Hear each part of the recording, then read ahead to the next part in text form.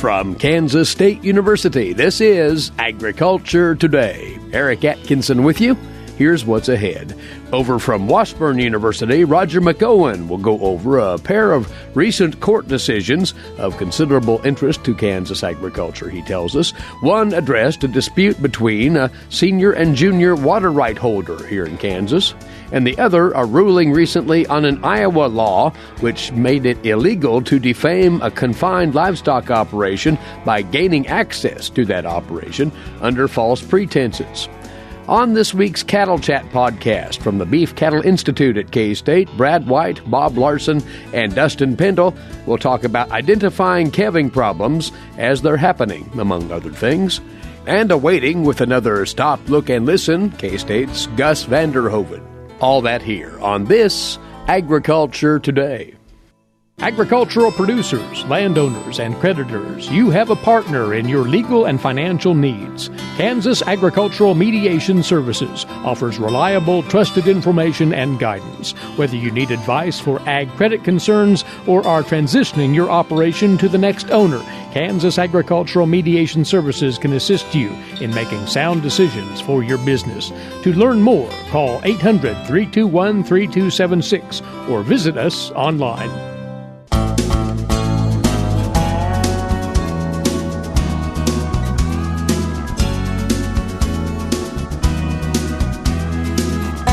You are tuned into the K-State Radio Network and Agriculture Today. Good to have Mike Side once again, a professor of agricultural law and taxation at the Washburn University School of Law. As we've noted as well, he's an adjunct professor in the agricultural economics department here at K-State. Welcoming in Roger McEowen for the latest update on what's going on in the field of agricultural law in this case. Roger, for you've two court decisions rendered quite recently, one of which right here in the state of Kansas, the other with direct application to the state. Let's take up the first one. This occurred in Kansas, and it's over water rights. And this went back and forth over several years' time. What were the basics? Yeah, this has been in the court system in Kansas for well over a decade. This is a very important decision, and it's important for agriculture in particular because this is the Kansas Court of Appeals putting its foot down and saying we are following the prior appropriation doctrine with respect to water rights and appropriation of water in Kansas. They did so in a case involving wells that were over the Ogallala Aquifer out in western Kansas. And my feeling is if they're going to uphold the prior appropriation doctrine out there and in that set of facts, then the prior appropriation doctrine is good law across the entire state of Kansas. And that's a very important issue for Kansas. But what were the general particulars? We won't get too deep into the weeds here. Yeah. But you had two parties, one with a senior water right and one with a junior right at odds. That's right. And seniority dates to time at which that water right was filed with the state water office in Kansas. Now, Kansas switched to a prior appropriation system decades ago, and we had some people that were grandfathered in. They were what we call old riparians, and they were brought into the system. But there is a point in time at which Kansas shifted to the prior appropriation system, and from that point in time, whoever files for a water right first over a particular water source has priority in time of shortfall. In other words, if I'm downstream from an upstream person that draws from the same water source in time of shortfall, even though they're upstream from me and they would get the water coming to them first, I can shut them off if necessary in time of shortfall because I filed first. That's what prior appropriation system means. And that was the battle going on in this case out in the Finney County area. You had somebody whose water right dated in 1955 and the other party's water right they had two water rights, 1964 and 1976. And in 2005, the plaintiff, whose water right dated in 1955, so they had the senior right, filed a complaint with the Kansas Department of Water Resources claiming that their neighbor's junior water rights were impairing their senior right. So, in other words, this is notice to the state, hey, I have a senior right, shut them off because my right is being impaired. So they're directly invoking the prior appropriation doctrine. So the wheels were in motion here, and what was the original decision on that water right? Well, they initially withdrew that, and then the Department of Water Resources continued to monitor the situation out there, both the plaintiff's wells and the defendant's wells. And then later on, about 5 years later, the plaintiff came back in and sued for a temporary injunction. And we want them shut off now. And then the Department of Water Resources gets put in the case as the fact finder. And you got a lot of procedural moves going on in this. We have several court opinions that are out there. The trial court basically said, yeah, you have a senior right. This is the local trial court, and we're going to enforce a permanent injunction shutting the other people down during time of shortfall. That gets appealed, finds its way to the Court of Appeals, then back to the trial court, now back to the Court of Appeals, where we had the most recent decision a couple of weeks ago, and the court said, yes, that's right. We are going to uphold that senior right. The prior appropriation doctrine applies. What the Kansas legislature did a few years ago in amending the statute does not have application in this case in terms of what the defendant wanted. The defendant was saying, well, what Kansas did really modified the prior appropriation doctrine in a way that the defendant had some rights here. And the Kansas court said, no, it's basically procedural. It has very little to no application in your case. And then they came down and said, yeah, the trial court got it right. The prior appropriation doctrine applies. Seniority wins. And the point that you're pressing, once again, this fortifies that long-standing senior water right versus junior water right relationship in Kansas. Oh, it certainly does. There's no question about that. We had some questions coming into this, and there may be a further appeal that goes to the Kansas Supreme Court, and we'll see what happens there. And I think the legislature would be well informed to keep an eye on what happens in this case to see if this is of interest to what they might want to do from a policy standpoint if the Supreme Court opinion, if there is one, comes out any differently. But for now, prior appropriation doctrine stands. Seniority in right determined by filing is what wins in these situations. And so that gives us some certainty with respect to water rights and land values out west, because land values are tied to water rights. And so we do know that the system works. Once again, that was rendered, that decision out of the Kansas Court of Appeals just a few days ago on January the 11th. This other case is out of the state of Iowa, but has distinct relevance here in the state of Kansas, for there is a similar statute on the books here in this state. This gets back to some legislatures in recent years trying to rein in those who seek to defame livestock operations by intentionally misrepresenting them. Yeah, and this is a troubling issue. I don't like how the general media, sometimes we see it in the farm media, refers to these types of statutes. They refer to them as ag-gag statutes. Right. I think that's unfair to refer them to that. What these are is an attempt by state legislatures, and Kansas has a statute, actually one of the early statutes, dates back to 1990. Iowa's was a more recent vintage in 2012, but it largely is modeled, I don't know if it's after the Kansas language, but it's very similar. And so I think there are some take-homes here from what the Iowa Federal District Court said that we might be able to apply in Kansas, because now the Kansas statute is being attacked by the same plaintiffs. What this is an attempt by legislatures to deal with a very important issue, and that is to try to provide some type of protection to confined animal feeding facilities as defined by the statute, but basically it's confined facilities and slaughterhouses that animal activist groups don't like that type of production agriculture, and they want to gain access to the facility so that they can tape videos and put them on social media and fan the flames against these types of facilities. So I think it's understandable that state legislature would try to react in ag states. Now, the Iowa provision is in a state where they're number one in poultry production, they're number one in hog production. Those are confined production facilities. It's a big deal. So you can see this is important to the legislature in Iowa, because that's a major industry. There's a lot of economic dollars behind that in the state of Iowa. They want to do things to protect it. So they think that there's a legitimate state interest here in saying that, no, you cannot gain access to these facilities by lying on a job application form. It's illegal to misrepresent yourself. It is illegal to intentionally – the Iowa statute has about 4 layers to it. You have to intentionally and knowingly lie or misrepresent to gain access fraudulently or on a job application. So you may say, I'd like to have access to your facility. Why? You lie about it. We're shooting a documentary, so forth, so on. But that's not really your purpose, and you know that you're lying. And so it's willful, intentional deceit, and the state has to prove all those elements. And the same thing with respect to a job application. You really don't want a job, and so you lie with respect to why you're applying, and you know that you're gaining access in an impermissible manner. So again, the state has to prove all these things to establish that a misdemeanor has occurred. And the long story short, the court in Iowa said, well, this involves protected speech. And once a court says that something is content-based protected speech, then the level of scrutiny that law has to pass to be deemed to be constitutional is very high. In fact, I can't cite off the top of my head a single case where once it's deemed to be content-based speech that the court has said is constitutionally, the statute at issue is constitutional. You just don't pass that test.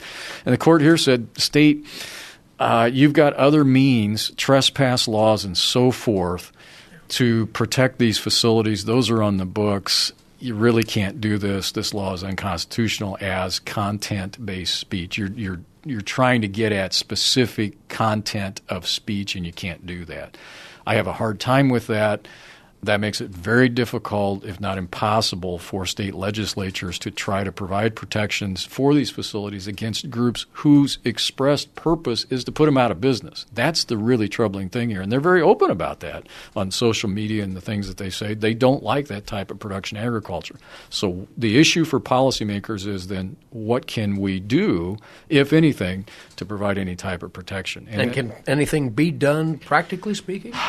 I'm not sure. Based on an opinion like this, it really does cast doubt on how states can go about this. So we'll see what the Kansas courts say about this. Again, as I mentioned, the Kansas statute, there's been a lawsuit filed against it. The state is in the midst of responding to the lawsuit right now.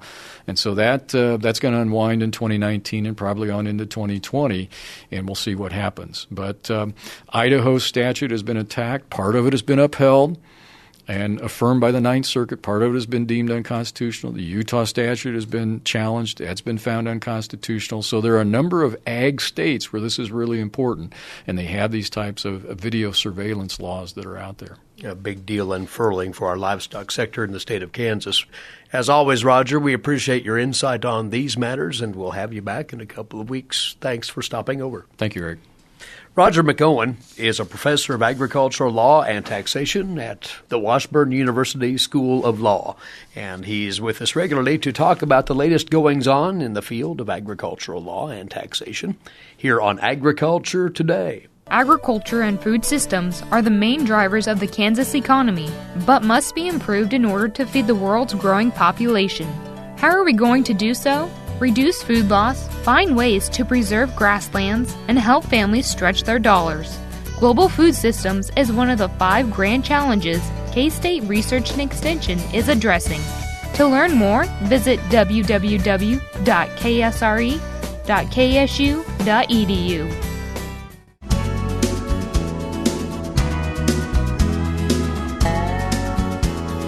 Next up on this Agriculture Today, we hear once more from the team at the Beef Cattle Institute here at K-State via their weekly BCI Cattle Chat podcast.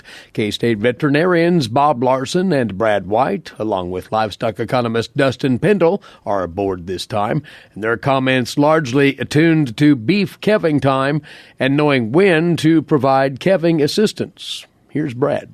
We're going to talk about, and it's coming up on calving season. So one of the things we want to talk about is what to look for in dystocia. But before we do that, one of the questions we get commonly, what records should I keep on my operation? So for a cow-calf operation, and we came up with the top 7 records that not only should you keep, but you probably already have the numbers. You don't have to add a lot of stuff to it. So to start off those recommendations, so Cattle Chat checklist, top 7 records you should keep on a cow-calf operation. Bob, you want to start? All right. I want to know the number of calves that die between birth and weaning divided by the number of cows that I have.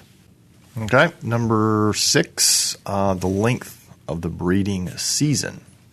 Okay. So how long from when we put the bulls in to when we take the bulls out? Number 5, pregnancy rate. What % of the cows are pregnant? And typically, we're thinking about that. If I'm a spring calver, I might determine that in the fall. I'd like to know how many of those cows got pregnant in the previous breeding season. Okay. Not only how many got pregnant over the breeding season, I would like to know what percentage of the calves calve in the first 21 days. You know, a cow has a 21-day heat cycle. I want to know how many of them got pregnant in that first 21 days. With feed costs, being 2/3 to 3/4 of total variable expenses, like to know what your feed expenses per exposed cow. Okay. The next, and that looks on the expense side. On the production side, number 2 would be how many calves did I wean per cow exposed? And I'll explain that one just a little bit in that cow exposed means how many cows were available to be bred last year. How many calves I weaned, obviously, is how many calves I sent to the sale or kept as replacements this year. If I divide those two numbers, that's actually comparable between years and it's comparable between farms. Yeah. And the number one piece of information I'd like to get from the records is number of pounds weaned per cow exposed. And it's just a little bit more precise than the number of calves weaned, but it also has some more farm-to-farm variation depending on age at weaning and different things like that. But I like to have that pounds weaned per cow exposed, particularly to compare the same farm year to year. Excellent. And we'll post that Cow Chat checklist in our show notes for today if you want to review those numbers. And happy to take any questions as anybody or feedback on records that you think we should add to our list of top records. So the next question, and Bob, I'll start with you. Calving season, when do I call the vet? And I want to be specific here on we've got cows or heifers that are calving, and I think she might have a problem calving. Briefly, what's the normal process and timeline for a cow or a heifer? Right. And there's a little difference between a cow that's had calves before and a heifer where this is her first calf. But basically for a heifer, well, for both a cow and a heifer, what we call the first stage of labor is they kind of separate themselves from the herd. They're having some discomfort, so they're maybe walking more, maybe up, standing up, laying down, rising up, that type of thing. So if you're watching carefully, you can see an animal that just behaves a little bit differently than the rest of the group, maybe not come up for feed, that kind of thing.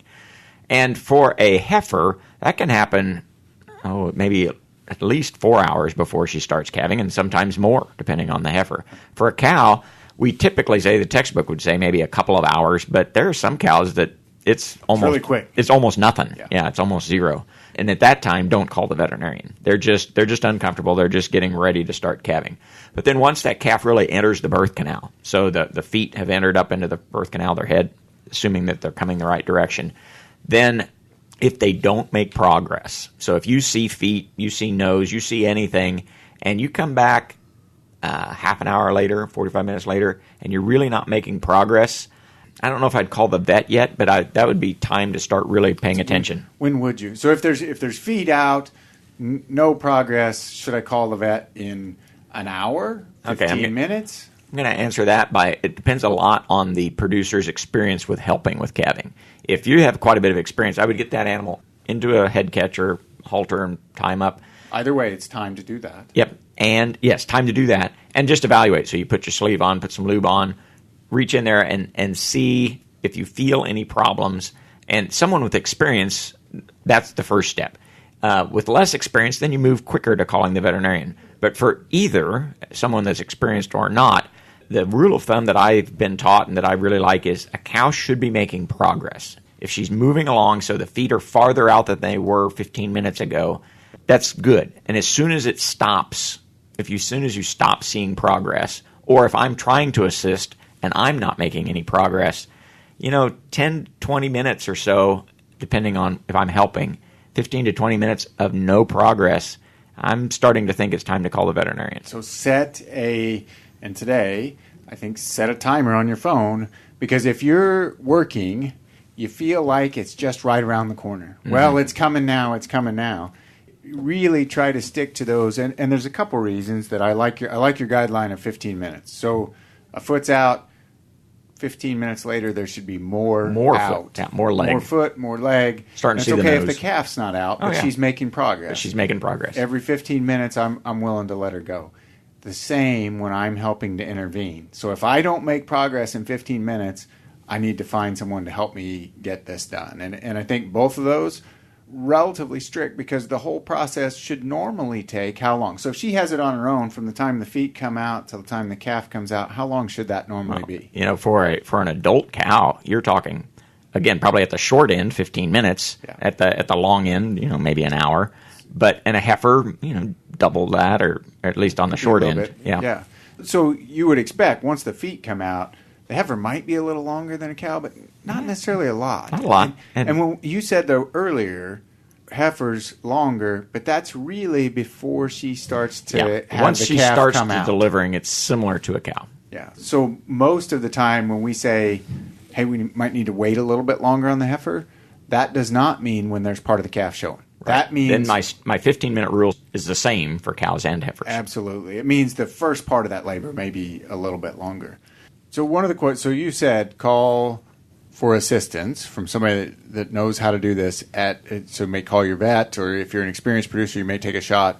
But after 15 minutes, if part of the calf's sticking out, what if nothing? Mm-hmm. I see nothing, but boy, she's really straining. Yeah. What are my guidelines there? Well, what I'm concerned about is the potential for what we call a breech birth. And that's where it's not really the back feet that are coming out, but the back end, the butt of the calf. So tail first, not feet first. You see tail, bad. That is very bad because that calf has no chance of being delivered without being repositioned. And those are tough because you don't see feet coming out. You see a cow straining and there's no feet, front feet or back feet. It's real tempting to just keep waiting because I'm not seeing feet. And they're not very common, but they are common enough that if you have very many cattle, you'll see one once in a while, and they definitely need some veterinary assistance. So it makes it a hard call. But that's where, with an experienced producer, definitely catch that cow, put your hand in, and usually you can figure that out real quick, that there's no legs coming, but there's a back end But to coming. your guidelines earlier on the kind of the first stage, after a few hours, and if she's still straining very hard, and I'm not seeing and you anything, haven't seen anything, it's definitely time to take a look at her. Rarely will you make mistakes intervening too early. If we wait too late, the calf could die, the cow could have further problems. Yes. So I would much rather, if I'm going to make a mistake, I'm going to err on the side of calling somebody too soon. And last thing for our BCI beef tip of the week, you're going to tell us how to make sure that all the stuff you talked about with calving, we got to be able to see them to do that. It gets dark early. Oh, yes. How can I get my cows to calve in the daylight? All right. So this is actually some work that's been around for quite some time. But if you feed cows their forage late in the day, so after 4 o'clock in the afternoon, so they're eating most of their forage in the evening and at night, a higher percentage of them will calve during the day. And I'm pretty confident that if I say that is really what happens. Now, the problem with that is it's not 100%. There are still some cows that calve during the night when I do that system. So it doesn't eliminate my needing to check cows during the night, but it should decrease the number of cows that are actually calving at night. And why is that? There's some theories out there, so I'll just say I don't know. Back when I was in practice, we had some people that worked during the day, and they wanted all their calves born at night because that was most convenient for them, least convenient for me. So they didn't want to follow this rule. But if you want to get cows to calve in the daytime, not letting them have access to the hay or grazing during the middle of the day, they're more likely to calve than more likely to calve. And by more likely, I think about 2/3 of them will calve during the daytime, and 1/3 will still calve at night. We appreciate you joining us today. If you have any questions, comments, send us an email at bci@ksu.edu. Those remarks from K-State's Brad White, Bob Larson, and Dustin Pendell. You can hear the entire Cattle Chat podcast at beefcattleinstitute.org. beefcattleinstitute.org. Agriculture Today resumes in a few moments on this, the K-State Radio Network. What is radon? Home exposure to radon gas is the leading cause of lung cancer death in the United States for non-smokers. In Kansas, 1 in 4 homes will test at or above the EPA action level. The Surgeon General recommends all homes be tested and fixed if necessary. Visit kansasradonprogram.org for more information. Test, fix, save a life. This message brought to you by the Kansas Radon Program, the Kansas Association of Broadcasters, and this station.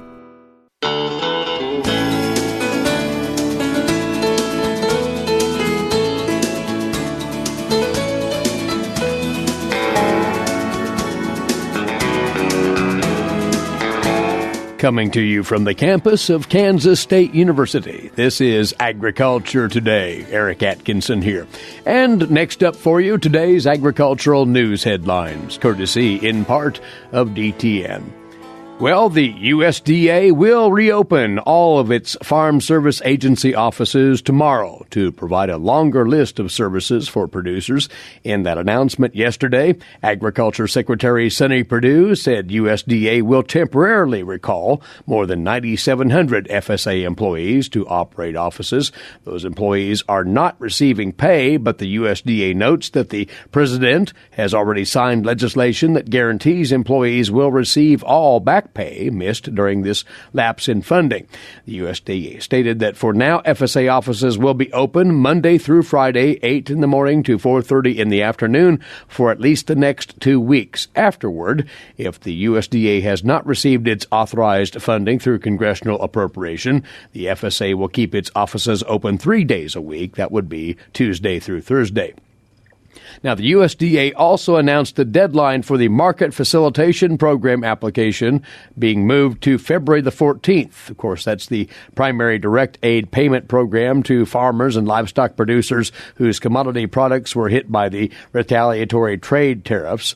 And the new orders also say that employees of FSA, that is, will be able to help producers with the Market Facilitation Program as well as these programs now: marketing loans, the release of collateral warehouse receipts, direct and guaranteed operating loans, and emergency loans. Also service existing Conservation Reserve Program contracts, Dairy Marketing Protection Program, agricultural risk coverage and price loss coverage programs, as well as the Livestock Forage Disaster, emergency livestock and livestock indemnity programs, non-insured crop disaster assistance, and wildfire and hurricane indemnity program payments.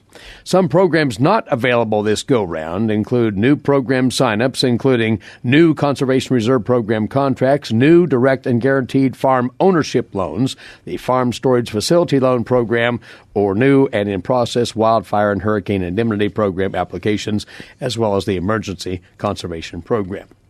But again, local FSA offices will be back open for nearly full business starting tomorrow across the state and the country. Now, a pause in the USDA's plan to relocate the Economic Research Service and National Institutes of Food and Agriculture outside of the Washington, D.C. region and realign the ERS within the department is now being sought by House and Senate appropriators. Last year's Senate-passed Ag Appropriations Bill did not include language on the proposed ERS and NIFA changes, nor have earlier House bills offered this year. However, both chambers included in their latest fiscal year 19 conference report statement the move putting Republicans who control the Senate and Democrats who control the House on the same page in questioning the USDA's proposal. The Senate statement for Agriculture and Food and Drug Administration appropriations released earlier this week expresses concern about the unknown costs associated with the proposed relocations. It directs the USDA to include all cost estimates for the moves in its fiscal 20 budget, along with a detailed analysis of any research benefits that would be associated with the changes. Meantime, lawmakers are calling for an indefinite delay in the USDA's proposal to realign the ERS under the Office of Chief Economist. The statement said several questions remain about the merits of the proposed relocation of ERS. The statement cited insufficient information and justification relating to the reorganization and relocation as making it premature to move forward with the proposals at this time. The Senate language on ERS and NIFA mirrors that included in the House's statement released late last week. And China's approval of new GMO crop seeds could open a new chapter in U.S. producers' long-running war against weeds. Among the crops approved by China's Ministry of Agriculture and Rural Affairs, announced as U.S. and Chinese officials met to hammer out the trade deal, is a Dow-DuPont developed soybean variety engineered to withstand 2,4-D applications, a herbicide that producers say they need as more weeds develop resistance to other treatments. Dow-DuPont has held held off on a U.S. launch while awaiting China's approval and is reportedly pleased, according to a company spokesperson. Rival Bayer's competing seeds resistant to the herbicide dicamba have, of course, rolled out and have drawn widespread complaints for damaging neighboring crops. Want to take this time to remind you soybean growers once again, one last opportunity to get your reservations in for the upcoming soybean schools hosted by K-State for later this week, that being tomorrow and Friday. These are taking place in Hugoton tomorrow morning at 8:30 in the morning, and then in Scott City at 3 o'clock tomorrow afternoon. The ones on Friday are set for Hoxie at 8:30, and then the one at Great Bend will start at 3 o'clock in the afternoon. The speakers at each of these addressing weed control, crop production, markets, and insect control. There will be an irrigation update for you producers at the Scott City location, by the way. And there is yet one more, the final in the series. That'll take place this coming Monday, the 28th, in Beloit. The easiest way to reserve your spot at one of these soybean schools is to contact the host extension office in those respective locations. The meetings are sponsored by the Kansas Soybean Commission. Again, the soybean schools put on by Kansas State University. Soybean growers, be sure, if you can, to take one of those in the coming days. Do want to note as well that K-State has that series of pre-plant corn schools coming up very soon in February, and these are designed to provide in-depth training for you corn producers across Kansas, targeted information for each location. Each of these is free to attend. Lunch is provided thanks to support, and a range of topics will be covered and will vary by location, including corn management, high-yielding corn factors, weed control, soil fertility, and nutrient management. Also on the agenda, soil health considerations, insect management, corn market and policy perspectives, and there'll be a grower panel discussion at each. So these are quite comprehensive programs, these pre-plant corn schools. There's one set for February the 11th in Parsons at 7:45 in the morning. It's February 13th in Heston, also a 7:45 start, and February 15th in Garden City, that as well at 7:45 a.m. To register for any of these pre-plant corn schools hosted by K-State, go online to kscorn.com, kscorn.com/corn school to be precise. Kansas Corn is a co-sponsor of these as well, and they are offering CCA and CEU credits at each of these pre-plant corn schools. The 11th of February in Parsons, the 13th in Heston, and the 15th in Garden City. You're listening to Agriculture Today. Gus Vander Hoeven will join us in a few moments here on the K-State Radio Network. Have you ever thought about where your food comes from? If you're thinking the grocery store, think again. Facts show that the American farmer feeds more than 129 people. They are continually increasing and improving their operations. A wide variety of crops and livestock are grown in Kansas as well as the United States, providing food to your dinner plate. Next time you see a farmer or rancher, thank them. For more information, contact K-State Research and Extension.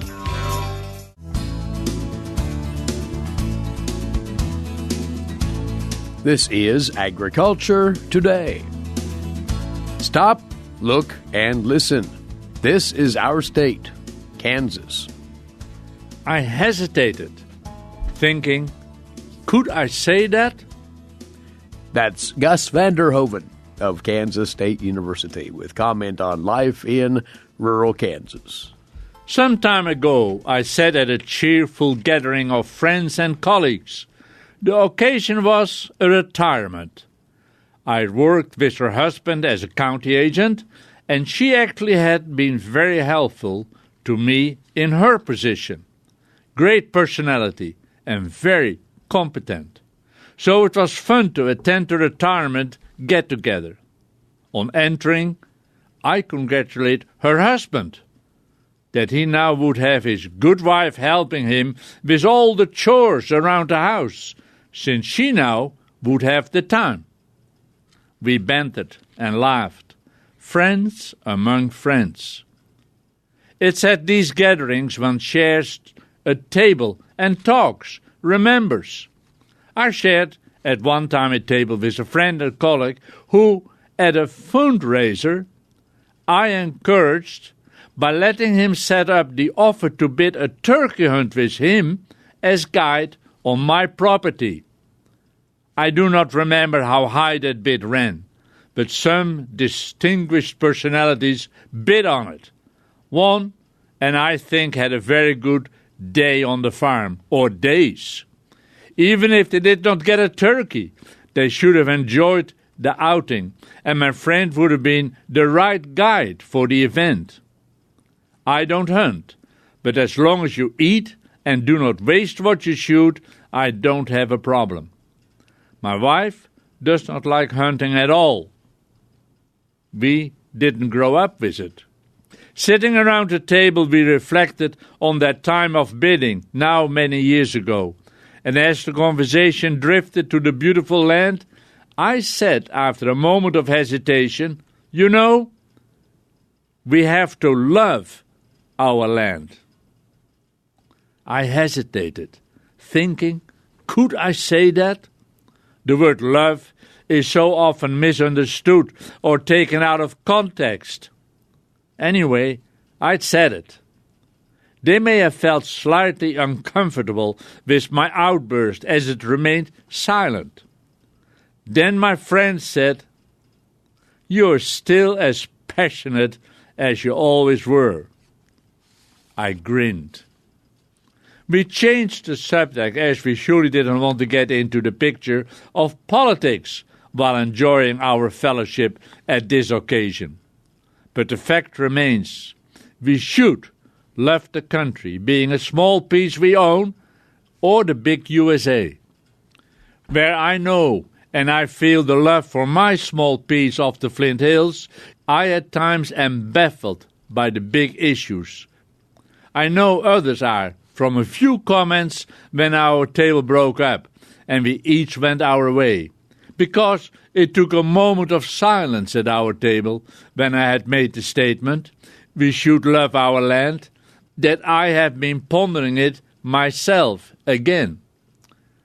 I can never lose my love, deep love, for the country where I was born, grew up, and left as a 20-year-old and never returned to live, but to visit and walk, smell and listen. Oh, it has changed. It already was changing after the war.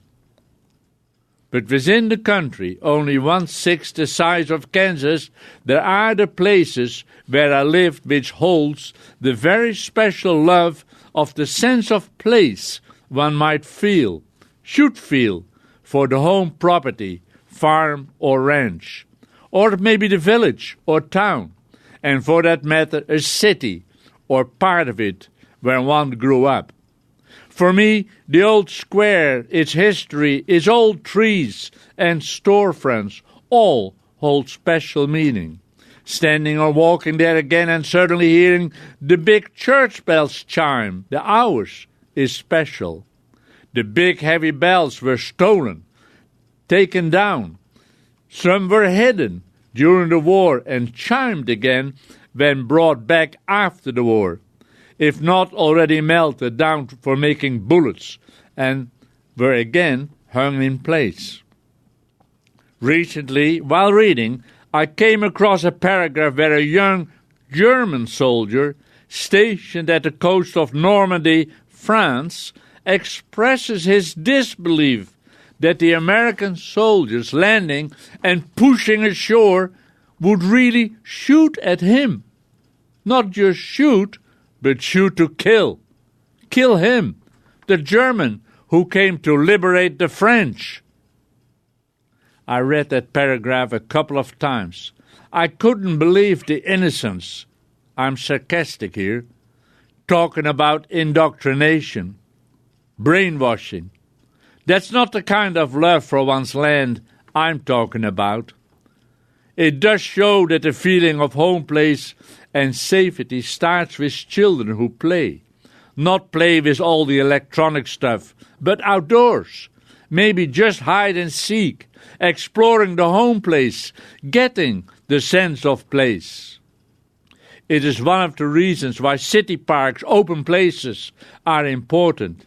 They must be safe and in the close neighborhood.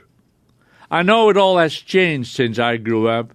Jumped on my bike and pushed the pedals to get out into the countryside, where the agriculture was culture. I soaked it up, never knowing, but just loving it. Oh, there are stories, lots of stories. Not so long ago I shared this story with my youngest son, the equestrian, and no wonder he loves to work with horses. As a child, I already loved horses. Of course, there were not many horses about, but I had my bike, and I pretended it was my horse. I tied a rope, reins to the handlebar, and steered by pulling the reins, like one gently does with his horse. I was also good at throwing my weight to the right or left, making my bike horse obey my commands. Oh, if only I would have had a pony. Later in life, I've owned horses and ponies, and I've ridden them and done work with them. To ride, you need land. Love the land. Gus Vander Hoeven of Kansas State University with his weekly commentary on life in rural Kansas. That's our time for today. Thanks for listening in. Eric Atkinson for Agriculture Today over the K-State Radio Network.